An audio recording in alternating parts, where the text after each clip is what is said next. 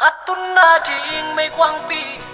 Kapona mga kading ton tung heo Siyan mga nung happy nung ang pamna Himang zing suni bang tangsa Come on natin say sweet Sing lam te tung a sa san to hong tan hiya Kilom nung pi khon khong lung nom na hong pia A jang ma lung nok na lian zom lâu Sim lấy a tuôn sung pan mim bang ka piang a Tang tel bang lel in kanun Kil bang ka khang hia hong bol pa la phok lâu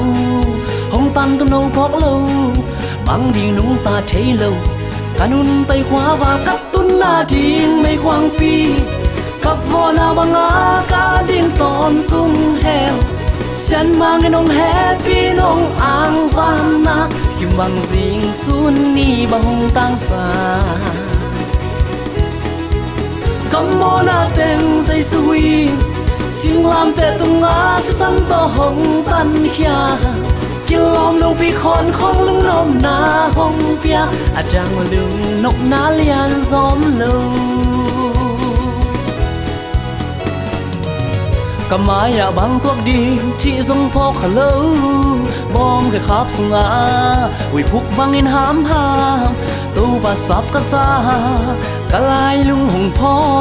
Nuam lua yung tu pa chi Ken del ving veng tang kat tun na din mây quang pi Cặp vô na bang á cá điên ton tung heo Sian mang nông happy nông ang van na Kim bang zing sun ni bang tang sa Come on a tên dây sui Sing lam te tung á sa san to hong tan hia Kilom nông pi khon khong lung nom na hong pia A jang lung nok na lian zom lâu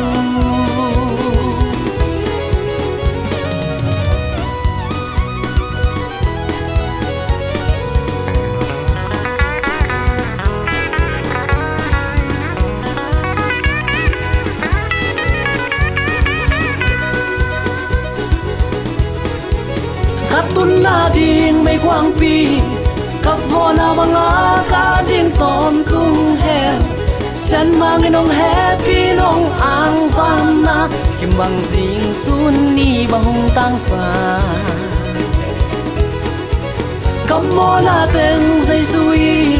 Sing lam te tung á sa san to hong tan hia Kilom nông pi khon khong lung nom na hong pia A jang lung nok na lian zom lâu A jang lung nok na lian zom lâu